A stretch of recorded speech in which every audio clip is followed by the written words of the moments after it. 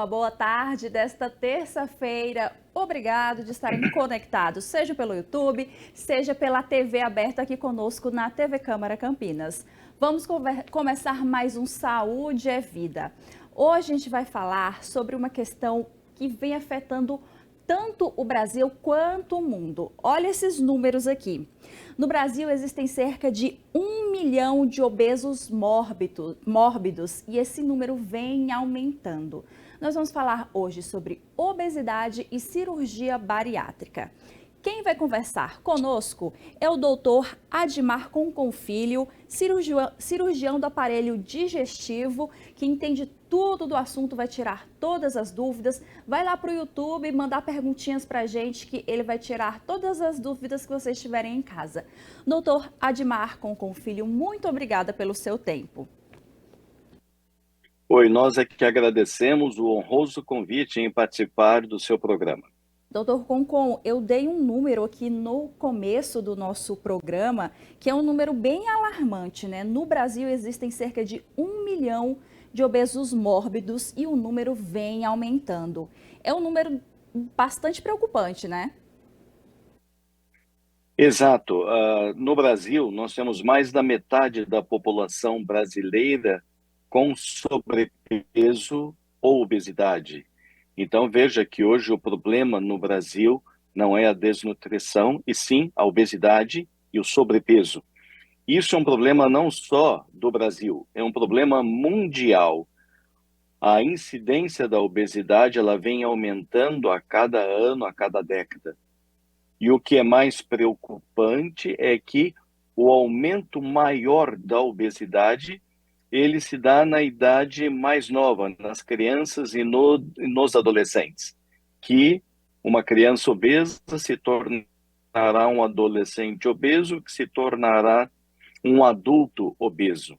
Então, realmente é uma situação bastante preocupante, tanto é que a nível mundial recebeu o nome de globesidade, porque é uma doença que afeta todo o globo, todo o mundo, por conta de erro na alimentação, por conta da falta de atividade física no nosso corpo.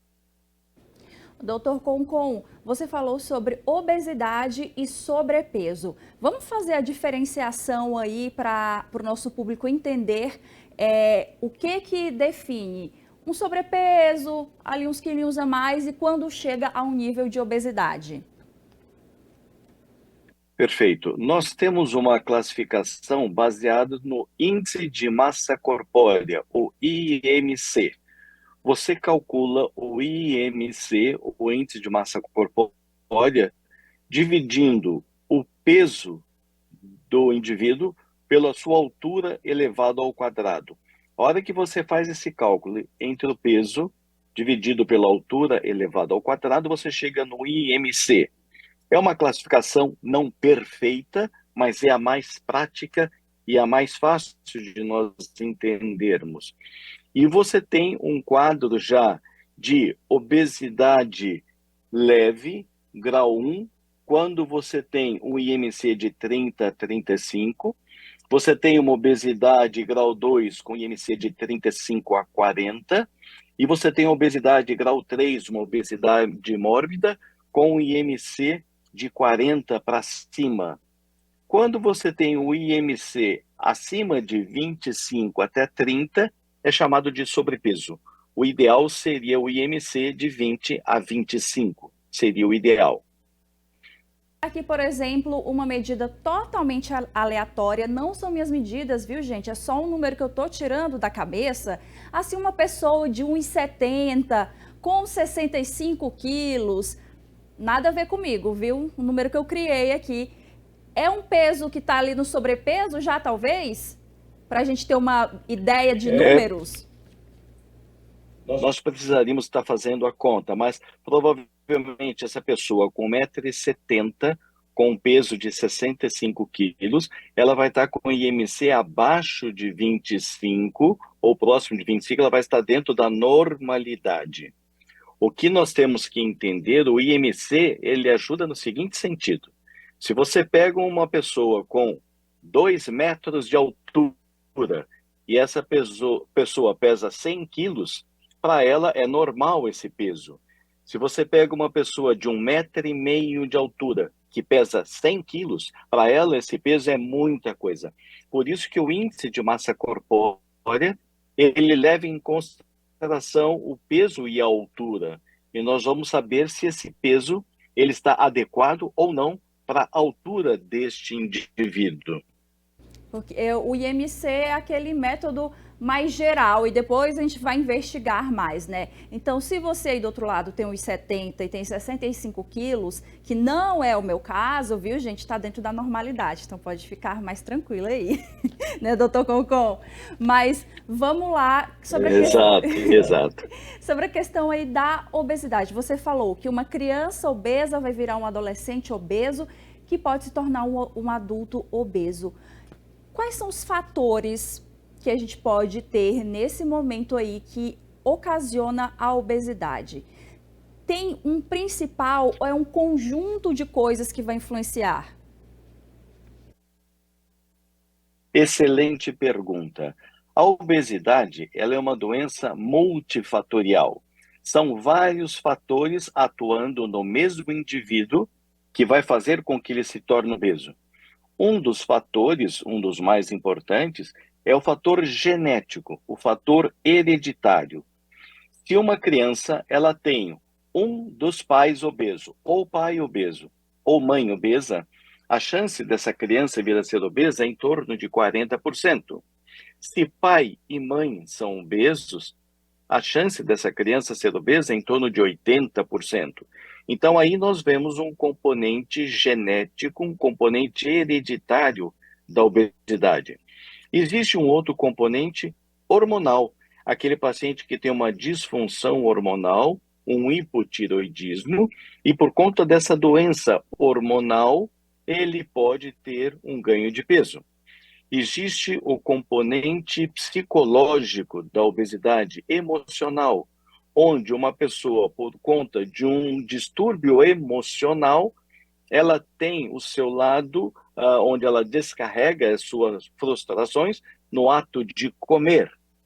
Nós temos ainda o componente ambiental. Se você vive num ambiente em que existe maior oferta de comidas hipercalóricas, carboidratos, pães, doces, massas, e você vive nesse ambiente, a chance de você tornar-se obeso é muito maior. Então, são vários fatores atuando no mesmo indivíduo. O fator hormonal, o fator genético, o fator ambiental, o fator psicológico e também o fator comportamental.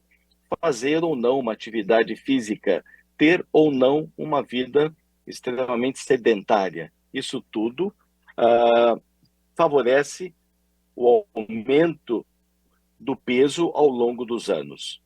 Você comentou aí sobre pai e mãe obesos, que essa criança futuramente pode ter esse gene aí.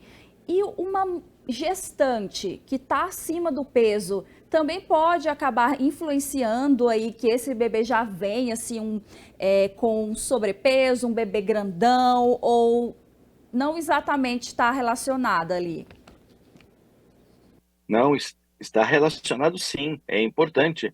A mulher obesa, além do que no quadro de obesidade, ela já tem uma dificuldade maior de engravidar por alterações hormonais, mas numa gestação, numa paciente com obesidade, você pode já ter um bebê que realmente já vai ter componentes desse quadro de obesidade, já vai ser um bebê de um peso acima da média, o que também já não é saudável. Doutor Concon, quando a pessoa atinge o nível que o profissional de medicina aqui indicar que ela chegou à obesidade, dá para reverter a curto prazo apenas com mudanças comportamentais? Dá sim. O que é mais importante a pessoa entender é que se ela está com um quadro de obesidade, ela precisa entender que ela está com uma doença chamada obesidade. Você não tem aquele quadro de o obeso saudável, ou, entre parênteses, o gordinho saudável. Não. Num quadro de obesidade, você tem que estar ciente que você tem uma doença chamada obesidade. E essa doença chamada obesidade, ela vai favorecer que você desencadeie hipertensão arterial, apneia do sono, diabetes tipo 2, o aumento do ácido úrico levando o quadro de gota, problemas osteoarticulares, problemas de dores nas costas, nos joelhos, nas pernas. Então, a obesidade vai sim predispor a outras comorbidades. Esse paciente precisa estar ciente disso e procurar um médico que vai tratá-lo. O médico que trata da obesidade, o clínico geral, ou mais especificamente o endocrinologista, vai iniciar o tratamento com este paciente com uma mudança comportamental, com atividade física, estimulando a atividade física, com uma alimentação saudável, e por isso é importante o acompanhamento nutricional. Ele vai participar também, vai passar com uma nutricionista, e muitas vezes o endocrinologista já vai entrar com medicamentos que vão ajudar esse paciente a controlar a sua sensação de fome e essa ingesta alimentar. Tem que entender que a obesidade como doença, ela é uma doença atuando a nível do cérebro, do hipotálamo, que é a região do cérebro que controla a sensação da fome e a sensação da saciedade. E quando há um desequilíbrio entre a sensação de fome e a sensação de saciedade, o indivíduo ele come mais do que ele deveria, do que ele necessita. E as medicações que o endocrinologista vão passar exatamente ajudam nesse controle, a tratar esse desequilíbrio entre a sensação de fome e saciedade. Então, você inicia o tratamento da obesidade com um tratamento clínico, com essa mudança de comportamento, atividade física, com uma dieta saudável, evitando o excesso de carboidratos, doces, pães e massas, que são realmente os grandes inimigos, os carboidratos, e você inicia com medicamentos, dependendo do quadro de cada indivíduo, para controlar a sensação de fome e saciedade. E, é claro, se esse paciente tiver alguma alteração hormonal, tipo um hipotiroidismo, o endocrinologista já vai tratar essa tireoide para que ele volte a uma normalidade da sua função hormonal. Isso também faz com que ele reduza o peso. Em situações mais graves, em obesidades maiores, daí sim nós temos que lançar mão de outros procedimentos, quer sejam os procedimentos endoscópicos para tratar a obesidade, como a colocação do balão gástrico ou da endossutura gástrica, a gastroplastia endoscópica, ou ainda, numa situação mais avançada, a cirurgia bariátrica, indicada em pacientes com obesidade grau 3, obesidade mórbida. Antes da gente passar aí para a parte das cirurgias, existe um recorte de gênero quando a gente fala de obesidade? Os homens ou as mulheres costumam estar mais propensos a serem obesos ou é uma média próxima? A média é próxima. A incidência de obesidade é igual nos homens e nas mulheres. O que acontece é que as mulheres são mais conscientes do problema da obesidade, não é só pelo motivo de estética, mas pelo motivo de conscientização. Então, veja, na cirurgia bariátrica, 70% das cirurgias, elas ocorrem com as mulheres. As mulheres, 70% dos indivíduos operados são mulheres, 30% são homens. Há alguns anos atrás, 85% das cirurgias eram realizadas em mulheres e os homens apenas 15%. Hoje não, os homens já chegaram a 30% da porcentagem de cirurgias realizadas. Eles estão ficando mais conscientes disso. Mas a incidência da doença obesidade é igual. em homens e mulheres. Bom que os homens estão se cuidando mais aí, né, doutor Concon? Que a gente sabe que o homem tem uma dificuldade danada de ir no médico, a gente tem que ir sempre empurrando ele. Mas, voltando aqui à parte do tratamento, você começou a falar sobre a questão das cirurgias. Quando a pessoa não consegue atingir o peso considerado ideal para sua altura, seu corpo e tudo, fez todos os tratamentos possíveis, nutricionista, endocrinologista, toda essa equipe multiprofissional aí, e acaba tendo que partir para a cirurgia do estômago, que você vai detalhar aí para a gente.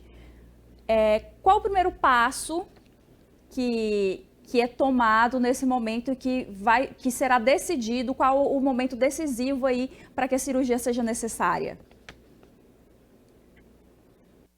Perfeito. Para indicar uma cirurgia bariátrica, veja, o paciente que tem indicação para uma cirurgia bariátrica é aquele paciente que tem um quadro de obesidade por mais de 2 anos, não é aquela paciente, por exemplo, que ela, por conta de uma gestação, engravidou, ela deu à luz e por conta da gestação ela ficou com o peso acima do ideal. Não.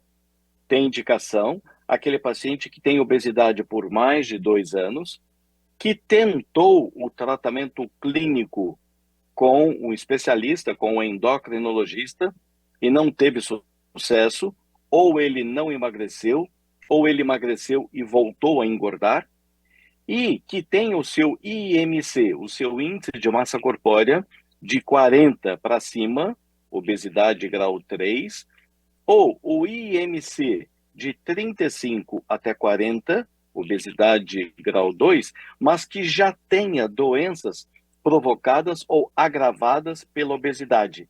Hipertensão, diabetes, problemas osteoarticulares, apneia do sono, a dislipidemia, que é aumento do colesterol e ou triglicérides. Então, quando o paciente já tem comorbidades, doenças agravadas pela obesidade e o IMC acima de 35, ele também já tem indicação para cirurgia.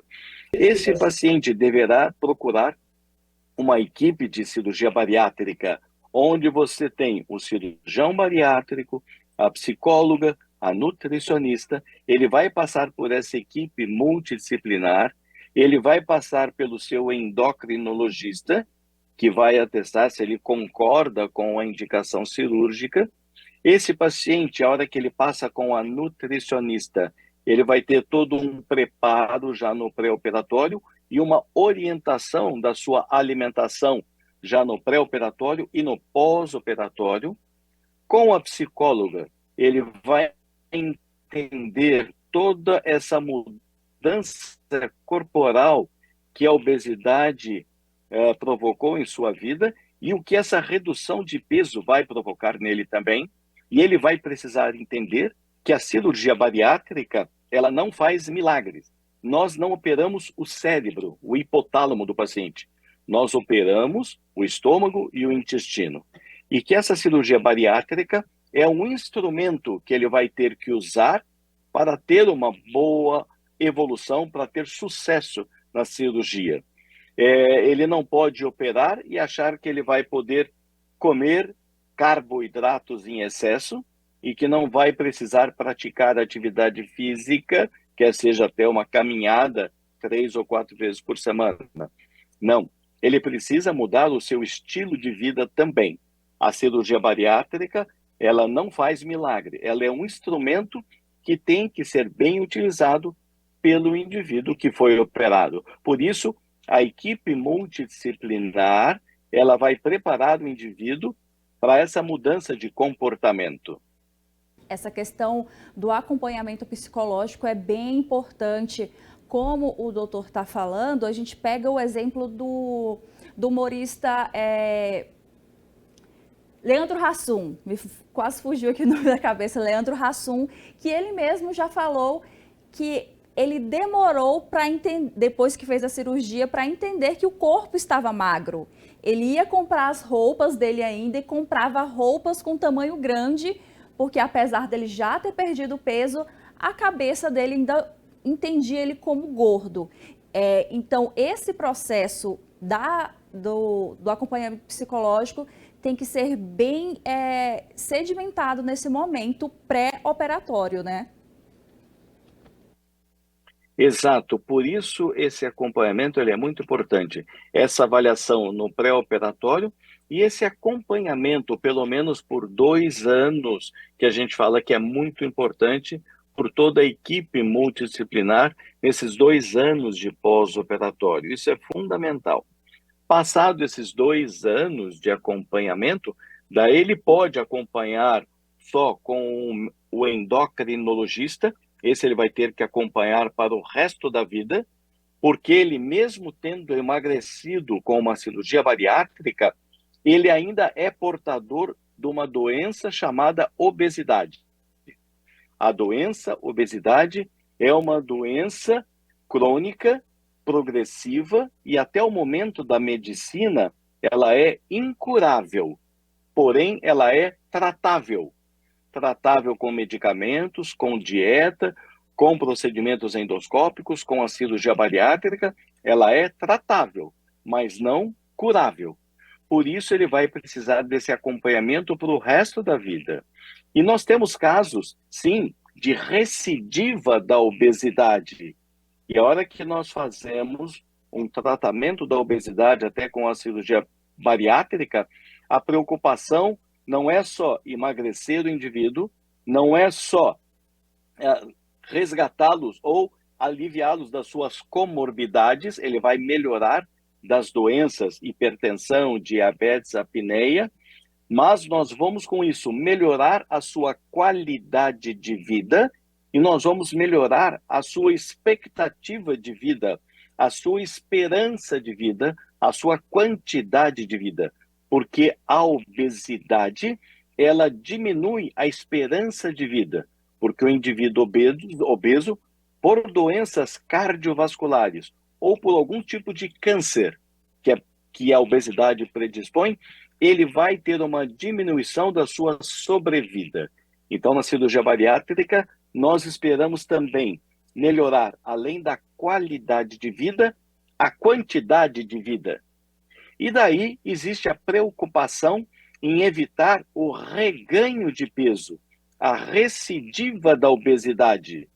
Por isso que é importantíssimo o acompanhamento a longo prazo.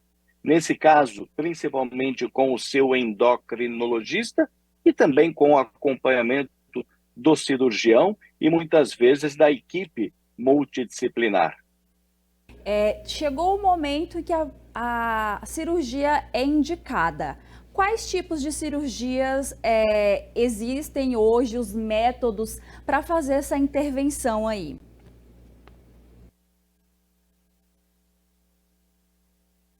Hoje, no Brasil, nós temos 2 cirurgias que são as 2 cirurgias mais realizadas no Brasil e no mundo. Existem outras técnicas cirúrgicas, mas algumas delas ainda não aprovadas para serem utilizadas no Brasil. Mas as 2 cirurgias mais utilizadas, nós temos a gastrectomia vertical, que você retira uma parte do estômago, tira fora, joga fora, ou também chamada em inglês sleeve, porque parece uma manga de camisa. Então, a gastrectomia vertical ou a sleeve gastrectomia. E uma outra cirurgia que você não retira a parte do estômago, você diminui bastante o tamanho do estômago e faz um desvio do intestino, que é o chamado bypass gastrointestinal, o bypass do inglês, ou o termo nosso, o termo brasileiro, uma gastroplastia em Y de Roux, que foi quem criou esse modelo de desvio do intestino. Então, esses 2 modelos, o bypass, que reduz o tamanho do estômago e tem um desvio do intestino, ou a gastrectomia vertical, o sleeve, que apenas mexe no estômago, são as 2 cirurgias e ambas realizadas por videolaparoscopia, através dos furinhos. Já não se faz mais aquele corte grande na barriga que nós fazíamos há 20 anos atrás.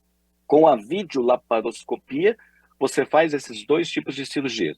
E essas 2 técnicas cirúrgicas são as 2 técnicas mais utilizadas no mundo inteiro, não só no Brasil, mas em todo o mundo.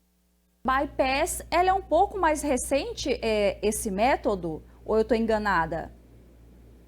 Não, a bypass não é mais recente. A gastrectomia vertical sleeve é mais recente do que o bypass. Acontece que o bypass nós fazíamos pela cirurgia aberta, quando se fazia aquela incisão no abdômen.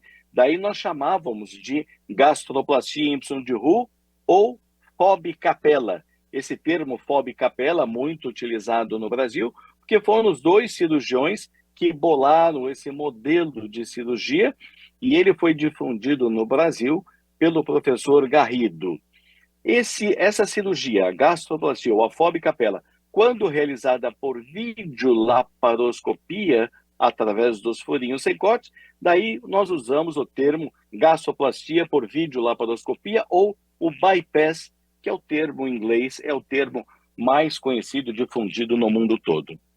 Vai determinar a escolha no momento dessa intervenção cirúrgica? Vai ter mais a ver com a condição atual do paciente ou é uma questão mais do médico?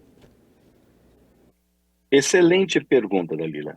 Essa decisão entre a gastrectomia vertical ou sleeve e a gastroplastia ou bypass, ela vai depender de uma conversa, de uma consulta e de uma decisão entre o paciente e o seu cirurgião bariátrico.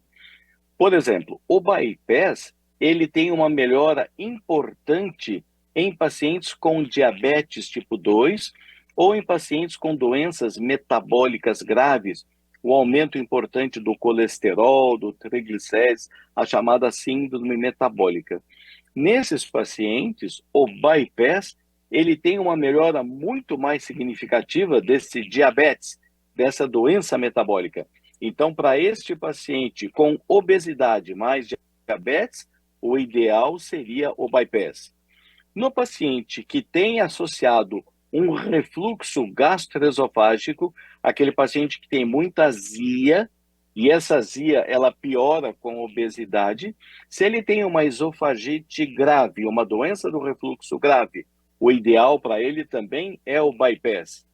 E ainda, se ele é um paciente comedor compulsivo de doces, aquele paciente que belisca doce o dia todo, o chocólatra, né, que a gente fala que adora um chocolate, esse paciente, se ele fizer o bypass e comer o doce, se ele comer o doce em exagero, ele vai passar mal.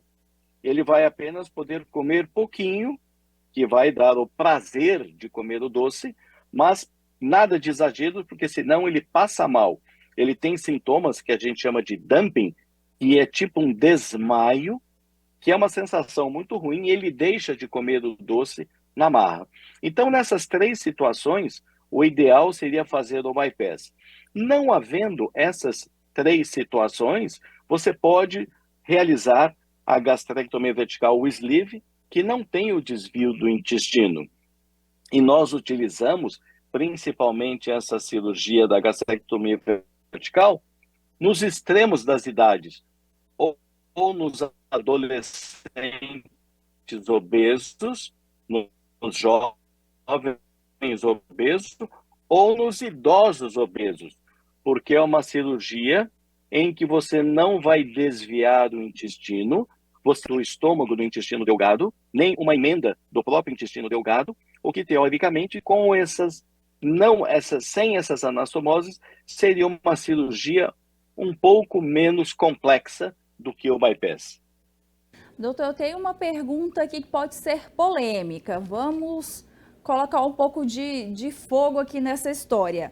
Nos últimos 5 anos, mais de 310 mil cirurgias bariátricas foram realizadas por plano de saúde e SUS. Você acredita que as pessoas estão começando a banalizar essa cirurgia? É aqui um debate para a gente discutir em cima, não é para ter briga não, viu, doutor Concon? Não, perfeito. Eu não acredito que ela esteja sendo banalizada, não. O que nós podemos ter é, às vezes, algum cirurgião geral realizando a cirurgia, a gastrectomia vertical, que tecnicamente ela parece ser mais fácil, mas não é. Tanto é que existe uma frase que A gastrectomia vertical é a cirurgia mais fácil de se fazer errada. Então, não é que está banalizando. Então, alguns cirurgiões gerais estão realizando a cirurgia bariátrica, mas esses cirurgiões, eles montando as suas equipes multidisciplinar, participando de eventos, eles vão estar muito aptos a tratar do paciente da obesidade.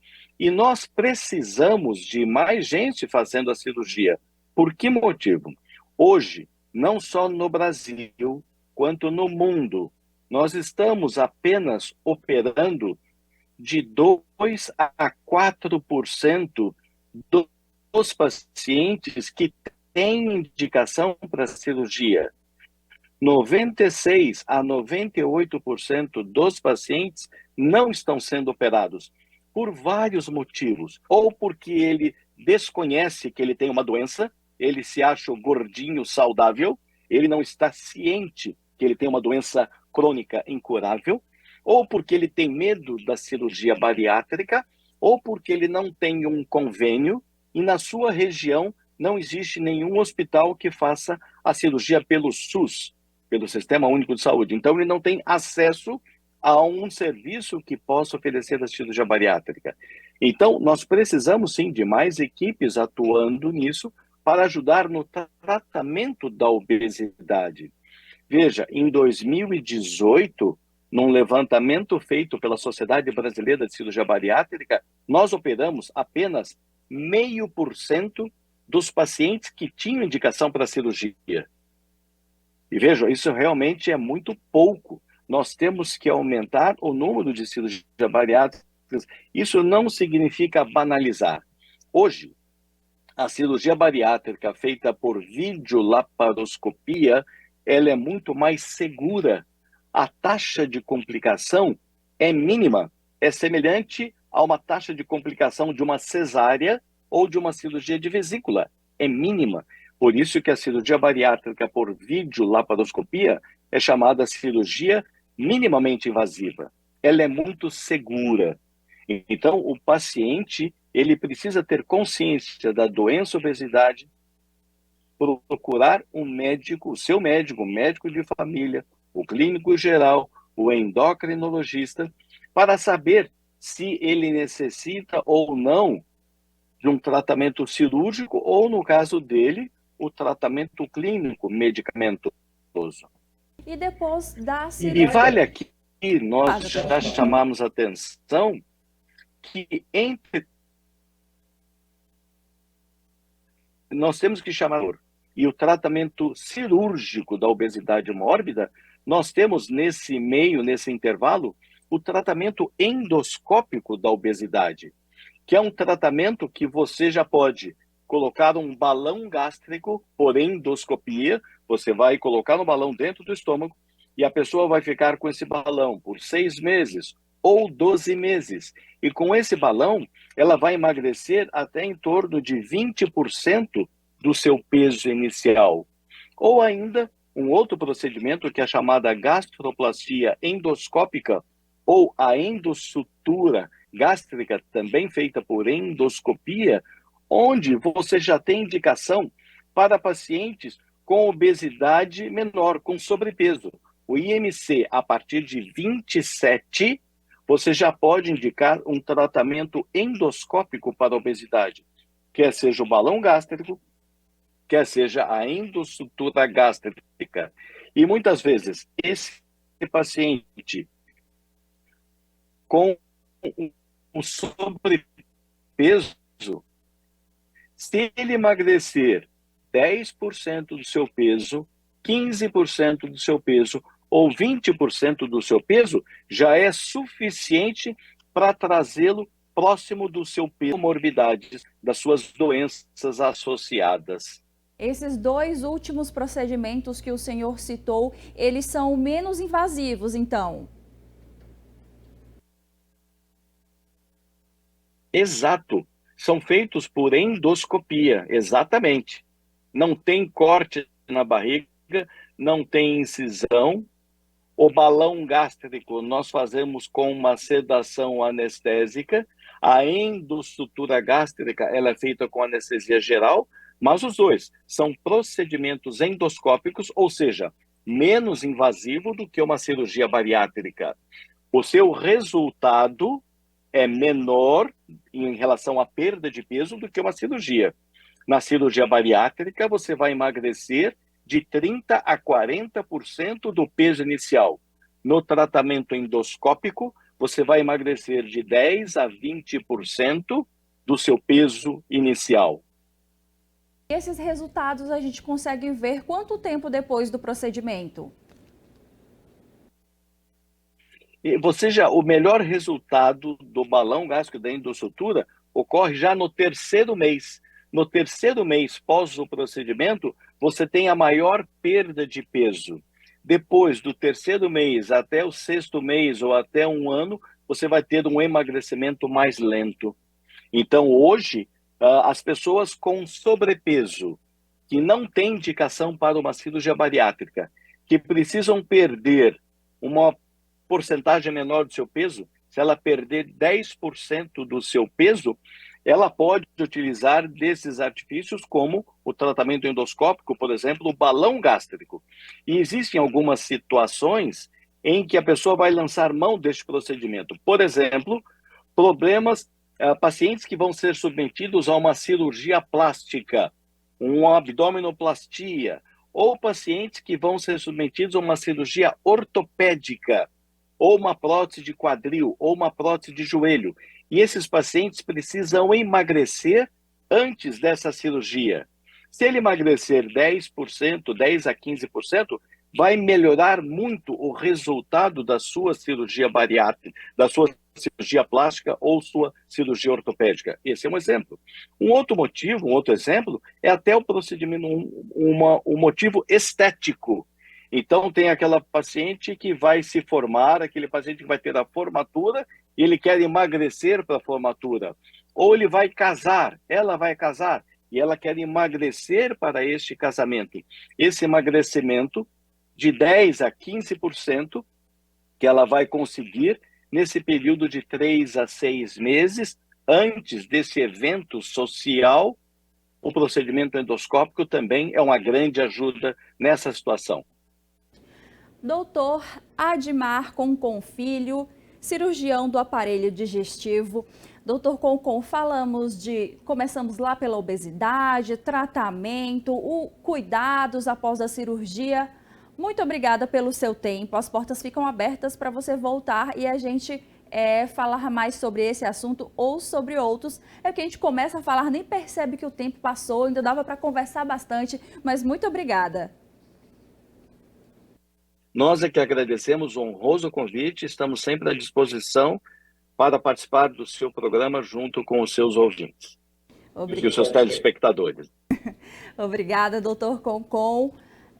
Nós vamos para um rápido intervalo para essa primeira parte do Saúde é Vida. Nós ainda vamos conversar mais sobre o assunto, dessa vez com uma nutricionista, para a gente entender como vai ser essa alimentação aí nessa pós-cirurgia, nesse período desses anos que vão seguir de uma pessoa que fez uma intervenção cirúrgica como essa.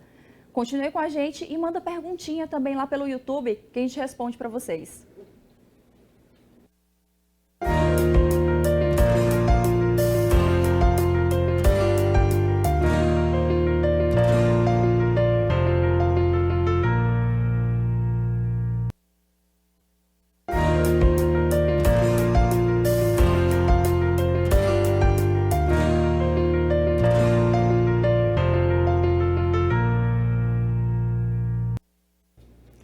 Voltamos com a segunda parte aqui do Saúde é Vida. Eu espero que vocês tenham preparado aí as perguntinhas para a gente conversar agora com a doutora Célia Belelli, nutricionista especializada em obesidade e cirurgia bariátrica. Doutora Célia, obrigada pelo seu tempo de vir conversar conosco. Obrigada a vocês, Dalila, pelo convite. É um prazer estar aqui esclarecendo dúvidas e sempre informando bastante o público. Nós conversamos mais cedo com o Dr. Concon e falamos sobre obesidade e quando é necessário fazer a intervenção cirúrgica de bariátrica para essa pessoa que já atingiu um nível maior aí na obesidade. Depois desse momento da cirurgia, a gente tem que ter um cuidado maior no momento dessa alimentação, né? Principalmente aí no pós-cirúrgico. Tem várias etapas até a pessoa ficar meio livre, vamos dizer assim, para se alimentar de forma mais normal, né? Isso. Então, é o seguinte, Dalila, o doutor Concon falou a respeito da doença obesidade, que é uma doença crônica, né, progressiva, e aí que esse indivíduo, ele vai fazer a opção pelo tratamento cirúrgico, tá? Então, antes dele chegar à cirurgia bariátrica, ele também tem que fazer esse acompanhamento pré-operatório, tá? Para quê? Para ele se parar para algumas mudanças que ele tem que fazer, principalmente no estilo de vida, né? Porque, por exemplo, por ser uma doença crônica e progressiva, ela pode voltar, né? Porque a cirurgia bariátrica não é a cura da obesidade, tá? Então, ela é um tratamento efetivo, é o melhor tratamento considerado hoje para a obesidade. Mas, às vezes, algumas pessoas se esquecem que não é cura, é tratamento. Então, aí, no pré-operatório também, ele passa com o nutricionista, com a equipe, já para entender esse processo, né? Porque com as mudanças aí do tamanho do estômago, depende do tipo de cirurgia que ele vai fazer, porque acho que o doutor Concon explicou, né? As duas cirurgias, né? Então, os nomes dela, bypass gástrico e sleeve gástrico, elas são diferentes, mas ambas têm um estômago muito pequeno e podem levar aí algumas alterações, tanto de absorção de nutrientes, enfim. Então, esse paciente se prepara no pré-operatório e aí no pós-operatório a gente dá continuidade com a evolução nutricional, que hoje ela é muito mais rápida, tá? Quem tem cirurgia bariátrica há vários anos atrás, 10, 15 anos, né, ou até 20, a progressão era mais lenta, tá? E realmente hoje ela não é. Em 30 dias, no máximo 40 dias, dependendo da aceitação do paciente, já são introduzidos alimentos na consistência quase próxima ao normal, mas aí tem as características diferentes, ainda tem alguns alimentos que não são permitidos, tá? Ou preparações, porque podem causar aí algum desconforto para a pessoa após a cirurgia, tá? E também é aí que a gente entra com a mudança do estilo de vida após a cirurgia também. Então, a gente costuma caracterizar, né? Pós-operatório imediato, que é aquele nos primeiros dias de o primeiro mês, tá? Até os 30, 40 dias. Por que eu digo 40, né? Esse paciente volta com o nutricionista com 30 dias. Mas às vezes ele sente que ainda é difícil comer certa consistência dos alimentos, tipo um grelhado, um assado, que são texturas mais duras, né? É mais fácil a carne cozida ainda. E aí depois começa um pós-operatório mais tardio, que a gente fala depois dos 30 dias, e aí vai até o primeiro ano. E aí na sequência, mas aí você tem perguntas para eu entrar com pontos mais específicos dali, ó. Você falou que às vezes acontece um desconforto. Quais são esses desconfortos que podem surgir aí pós-procedimento? Tá. Então, é assim, após os procedimentos bariátricos, pode ocorrer uma intolerância grande ao açúcar, o que é ótimo, tá? Porque nos primeiros 30 dias, o paciente tem a recomendação de não consumir nada com açúcar livre. O que é o açúcar livre? O açúcar branco, né? Refrigerante, bebida alcoólica, aí vai ficar meses sem entrar, tá? De 4 a 6 primeiros meses não é para tomar refrigerante nem nada com gás, porque a câmara gástrica, né, o estômago é muito pequenininho, ele fica com 50 ml, tá? De 50 a 100, dependendo do tipo da cirurgia. Então, vai péssimo 50, o sleeve gástrico aí de 80 a 100 ml. O desconforto nas duas cirurgias, ele se dá com alimentos com açúcares e gordura, o que é excelente. A cirurgia é extremamente inteligente, tá? Por quê? Quando se pensa em cirurgia bariátrica, né, a gente logo pensa, reduzir o estômago, pronto, eu vou comer menos, mas eu não posso pensar dessa maneira, eu vou comer menos do que eu comia antes, porque a obesidade, ela vem de causas multifatoriais, né? E não é o foco, nós não vamos discutir. Mas, com certeza, dentro dessas causas multifatoriais, os erros alimentares existem, tá? Então, a pessoa já vinha também comendo mais alimentos ultraprocessados, que contêm mais gorduras, mais açúcares, mais corantes, enfim, toda essa gama aí. E depois da cirurgia, ocorrem alterações metabólicas, ou seja, uma produção de hormônios no intestino, enfim, que diminuem a vontade de comer doces e gorduras. Então, vem muito de encontro. A pessoa vê algo doce, ela meio que nauseia, ela fala, nossa, não quero, tá? Ou ela come algo com gordura, ou ela vê, ela fala, nossa, só de ver eu já fiquei enjoada, Célia. E realmente acontece isso. Então, é muito bom nesse sentido, porque ajuda nesse processo de emagrecimento, tá? E aí a pessoa consegue refazer novos hábitos, dependendo do grau de comprometimento que ela está também. Por exemplo, você não tem vontade de comer doce nos primeiros meses, tá? Você vê alguém comendo, passa super bem do seu lado, um chocolate, alguma coisa. Só que aí na tua casa você abre a geladeira, tem um pudim. Aí você abre o armário, tem bolacha recheada. Aí você saiu final de semana, ou veio gente em casa, trouxe um pavê. Qualquer, nenhum hormônio aguenta. Então, assim, o que eu digo, essa sensibilidade ao doce, ela começa a diminuir. Por quê? Porque você está sendo novamente muito estimulado, tá? Esse estímulo, por quê? Porque doce é gostoso, tá? E aí, o que acontece? Se você não tem vontade, não é para se expor tanto a ter em casa também. É aí que vem de encontro a mudança alimentar, estilo de vida, e a família tem que ir junto, né? Muitas vezes eu ouço algumas pessoas falarem assim, ela que vai fazer a cirurgia, ela muda, eu não vou mudar. Ou ele vai fazer a cirurgia, ele muda, eu não vou mudar.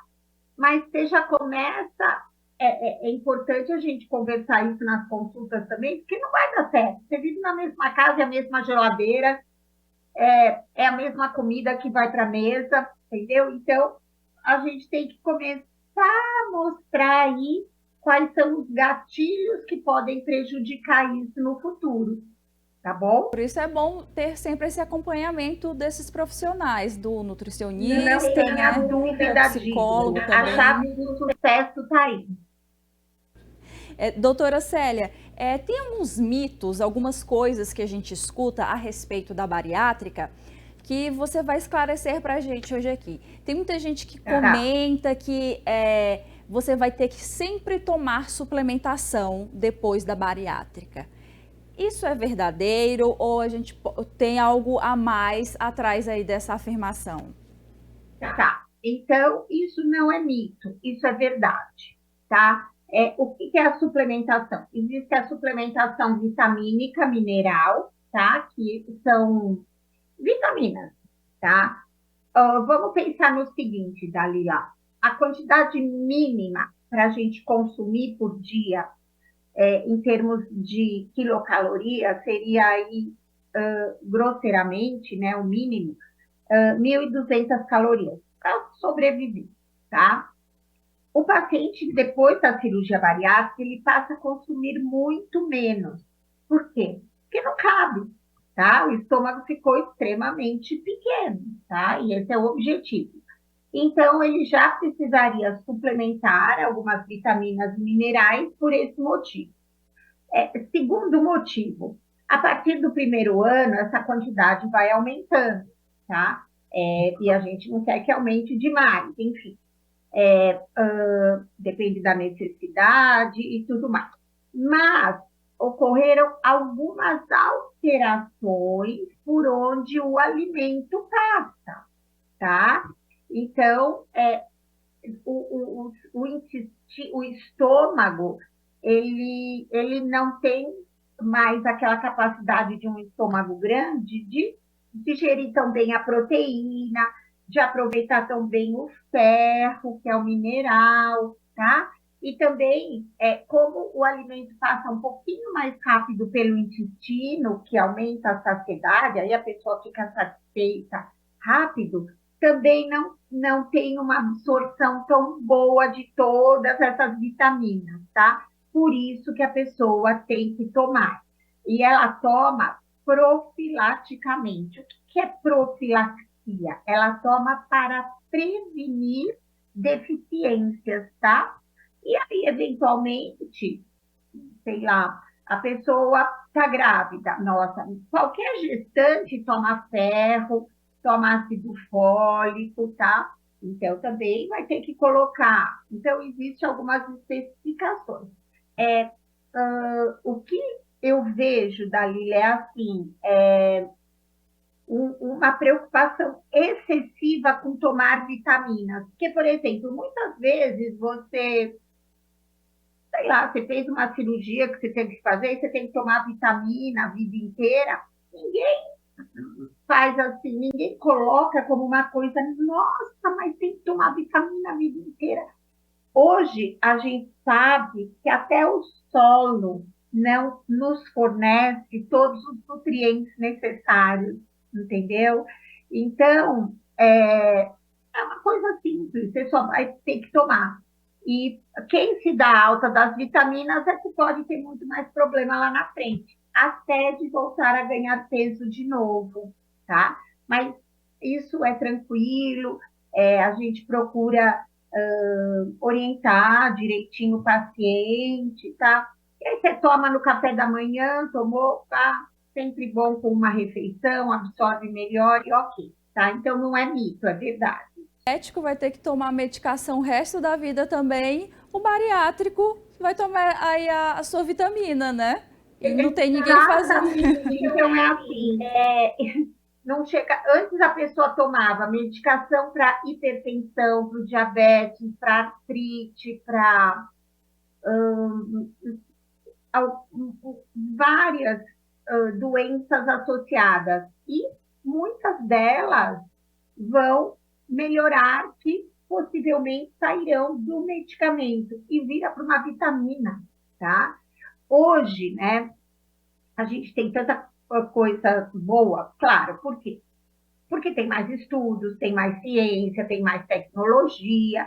Então, a gente já sabe também da importância das vitaminas, dos minerais, e, na verdade, a gente não coloca a vitamina como medicamento, né? Coloca como nutracêutico, suplemento, como um ômega 3, tá? Coenzima Q10 para o cérebro. Tem gente que já toma essas coisas até para ter uma melhora, colágeno, né? E não se incomoda tanto como a vitamina pós-bariátrica, tá? E tem gente que acredita que fez a bariátrica pode ficar horas e horas sem comer. É, na verdade, o contrário, né? Ela tem que fazer... Não, sim. Então, o que acontece? Quando você está fazendo um tratamento clínico, reeducação alimentar, vai no nutricionista, no endócrino, mudança de estilo de vida, o que o nutricionista também procura colocar para o paciente? Vamos tentar se reconectar com a tua fome, né? Comer aí quando você tiver a sensação de fome. Que grau que você está de fome? De 0 a 10, tal hora, parará.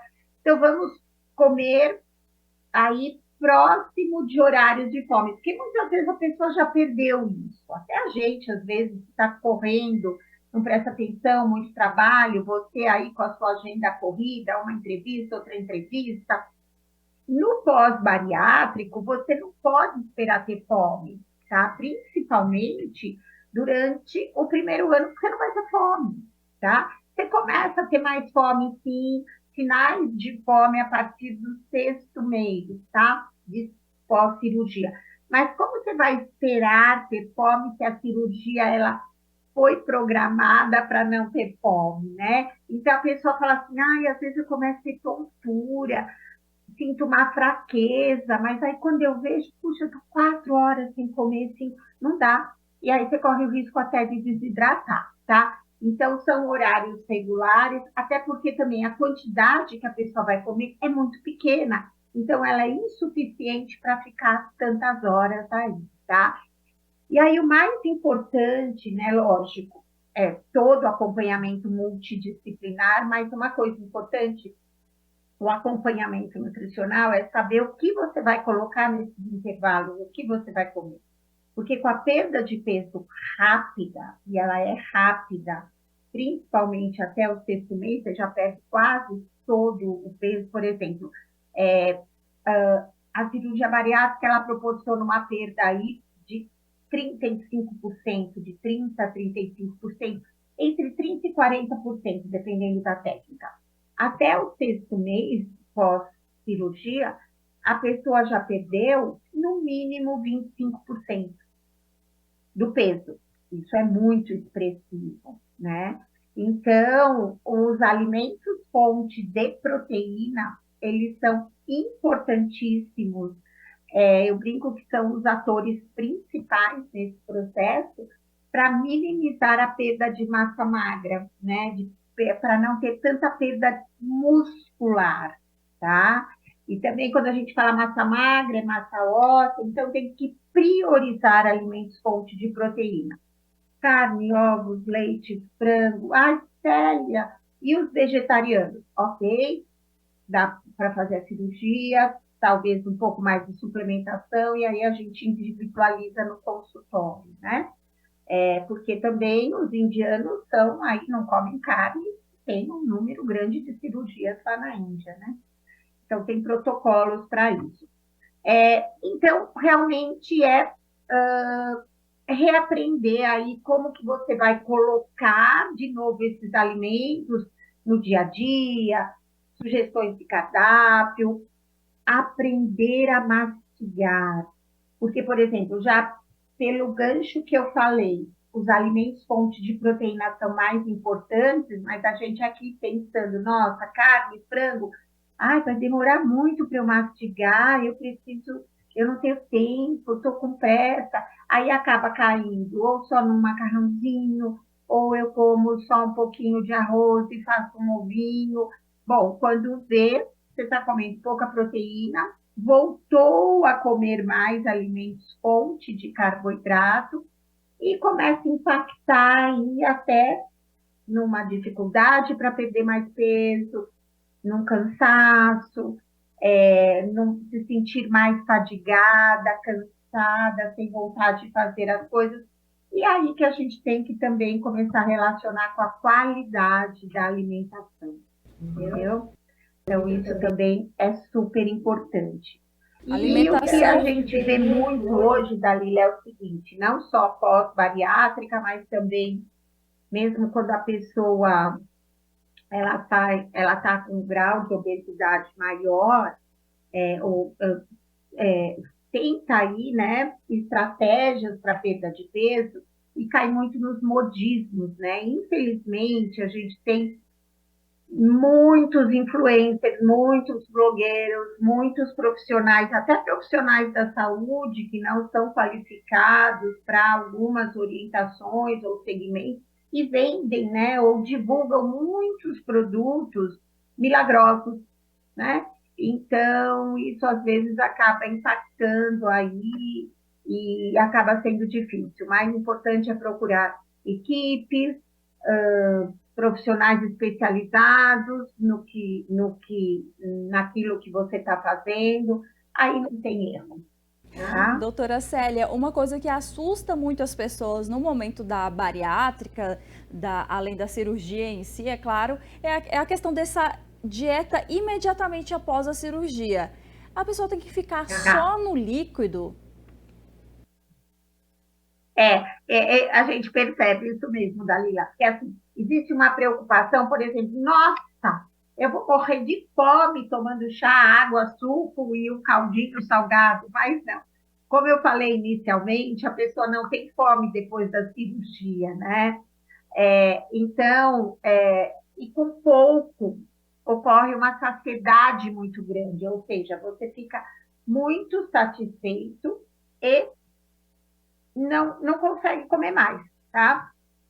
Então, o que pode dar uma certa indisposição ou se sentir meio fraco é se a pessoa toma pouco líquido, tá? Então, a hidratação é super importante numa perda de peso rápida.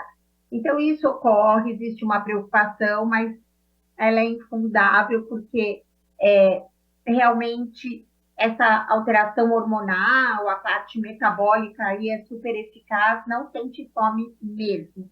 E os estudos mostram e os pacientes operados também. Então, isso não tenha dúvida.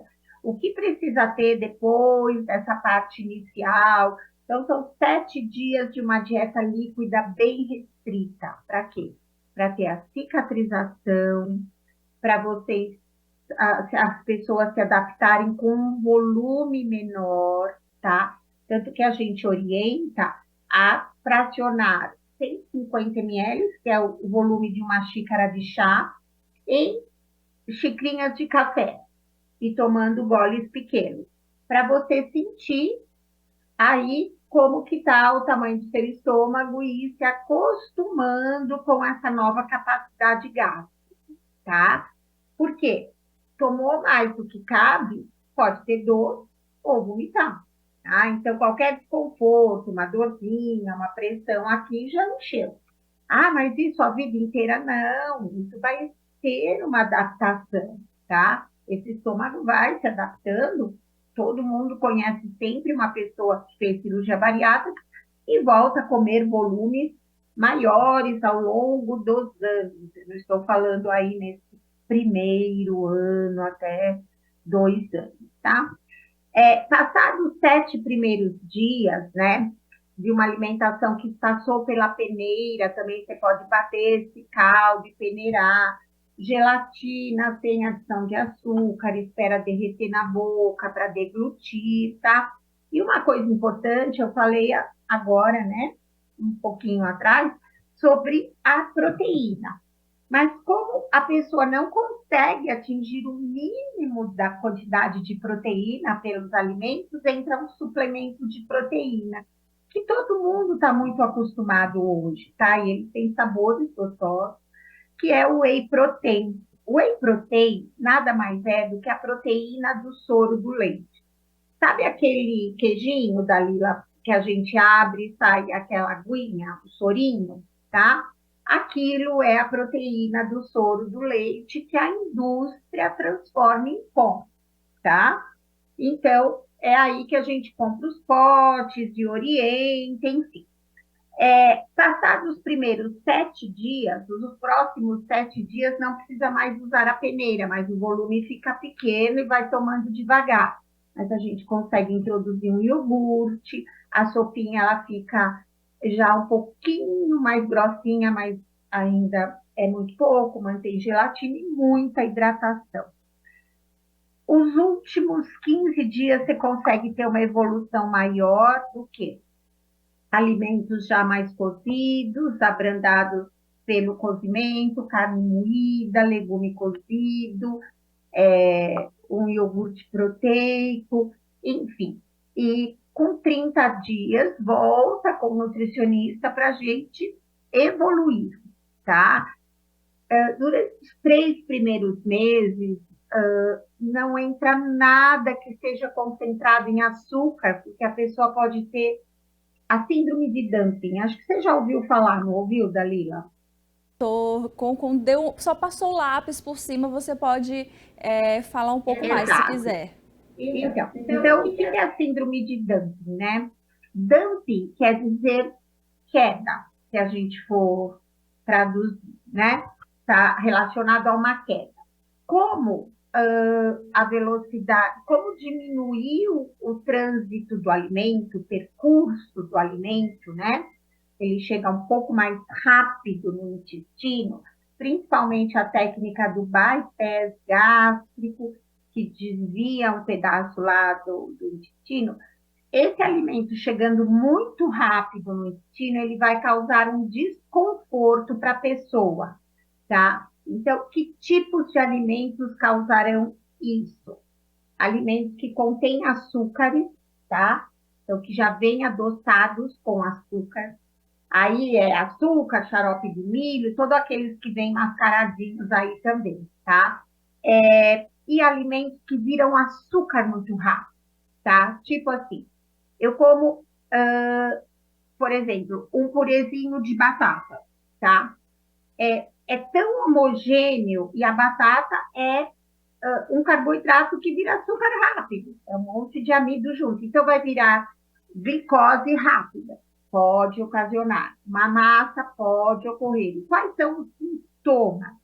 Aí, esse açúcar chegou lá no intestino muito rápido, foi quebrado rápido, essa glicose passa para a corrente sanguínea, e aí dá algumas alterações, palpitação, uma sonolência, a vista fica meio escurecida, dá um tremorzinho, e são sintomas bastante indesejáveis. E às vezes até diarreia, e se a pessoa insistir ou abusar muito, um sorvete de massa, alguma coisa, até desmaio, né? Então, realmente é uma consequência, né? Esperada, tá? Não é nada que deu problema à cirurgia, isso pode acontecer, e não só com quem fez a cirurgia bariátrica, às vezes existem certas doenças que a pessoa tem que tirar o estômago, um pedaço do estômago, enfim, e também tem. E pode ocorrer com gorduras, né? Então, também ter uma urgência aí para ir no banheiro, para as evacuações, porque a gordura não é tão bem digerida. Então, na minha opinião, Célia nutricionista, eu acho isso fantástico, porque isso ajuda a pessoa a fazer de novo, a reformular os seus hábitos alimentares. Célia, mas não vou comer nunca mais chocolate ou doce? Vai, mas vai aprender o limite. Por exemplo, tem paciente da Lila que fala assim, Célia, eu consigo comer um bico. Quando eu vou comer o segundo, eu já sei que vai dar ruim, entendeu? Então tá ótimo, não deixou de comer, não deixou de aproveitar, de saborear, tá? Então, excelente, eu não preciso comer uma bola de sorvete ou duas, eu pego um pouquinho do sorvete e pronto, né? Então, Tarda em forçar o próprio corpo. Você vai ter essa educação aí e vai ser para a vida toda. exatamente, exatamente. Então, o dumping é isso, né? Não são todos os pacientes que têm, o bypass chega a ser assim 50% dos pacientes têm, mas todos os pacientes vão experimentar um pouquinho ao longo do pós-operatório, tá? E aprendendo o seu limite. Doutora Célia Belelli, falamos aqui, acho que o principal. Quer acrescentar mais alguma coisa sobre o assunto, sobre essa alimentação pós-cirurgia bariátrica? Bom, o que eu quero dizer assim? Bom, realmente não é fácil, se torna mais fácil porque a cirurgia é uma excelente ferramenta, desde que a pessoa esteja comprometida, que a família também apoie bastante. E além de tudo isso, né? Porque, por exemplo, não é só alimentação, né? Tem que ter aí também fazer exercício físico, porque uma vez que desconstrói muito esse corpo depois da cirurgia, porque a perda de peso é muito grande, tá? Então, você também tem que estar consciente de que vai ter que inserir na sua rotina isso. E se não mudar o estilo da alimentação, é um sério candidato a voltar a ganhar peso depois. Porque o nosso organismo é Nosso corpo é extremamente inteligente, tá? Ele não está ligado só à quantidade de alimentos, e sim à qualidade, tá? A gente tem outros fatores envolvidos, a microbiota intestinal, que são as bactérias boas, tá? Então, por exemplo, eu nunca comi verdura, nunca comi frutas, não é agora que eu vou comer. Não, peraí, se eu vou fazer uma cirurgia, eu preciso de algumas mudanças, eu tenho que tomar consciência, ir provando, ir inserindo na minha alimentação. Então, é fundamental a qualidade da alimentação depois da cirurgia, tá? Então, tem que ter aí pelo menos um pouquinho de verdura, de fruta, além da quantidade de proteína. Quer dizer, eu acho que você percebeu, né, Dalila? A gente roda, roda e volta sempre para o ponto original, o ponto inicial, né? Que a alimentação. Educação alimentar, né? Reeducação alimentar. Exatamente, exato. Aí não ia ser diferente aí com a cirurgia bariátrica, tá? Então, e aí, quem vai fazer ou quem já fez, se quiser acompanhamento especializado, estou à disposição na Clínica Concon, tá? Tem muita gente, um alerta, que fala assim, eu fiz a cirurgia, voltei a ganhar algum peso, perdi a cirurgia. Não perdeu a cirurgia, tá? A cirurgia está lá, é só retomar novamente alguns cuidados para ela continuar te ajudando. Tá bom? Ok, doutora Célia Belelli, nutricionista especializada em obesidade e cirurgia bariátrica. Muito obrigada pelo seu tempo. A gente deixa aí as portas abertas para você voltar outro momento. Tá bom, então eu que agradeço, Dalila, muito obrigada a todos e boa semana aí para vocês. Saúde é Vida de hoje está encerrando. Obrigada por ficar esse tempinho aqui conosco, colhendo informações, ficando ligado tirando todas as dúvidas aí sobre obesidade e cirurgia bariátrica. Se você perdeu o programa, pode ir no YouTube da TV Câmara Campinas, procurar que vai estar disponível lá para vocês, assim como os outros quadros e programas da nossa grade. Eu espero vocês na próxima edição e tchau, tchau!